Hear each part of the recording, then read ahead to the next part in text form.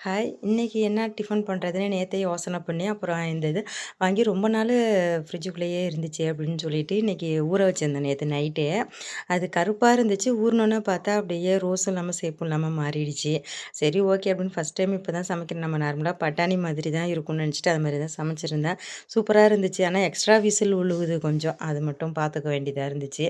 அது கூட பீன்ஸு, முட்டைக்கோஸ், க இந்த குடை மிளகா இதெல்லாம் போட்டு காய்கறியும் போட்டு எல்லாத்தையும் வச்சுட்டேன். அது மசாலா எப்போதும் போடுற மாதிரி மிளகாத்தூள், மல்லித்தூள், மஞ்சத்தூள், கரம் மசாலா அதெல்லாம் போட்டு இஞ்சி பூண்டு பேஸ்ட்லாம் போட்டு சூப்பரா பண்ணியாச்சு.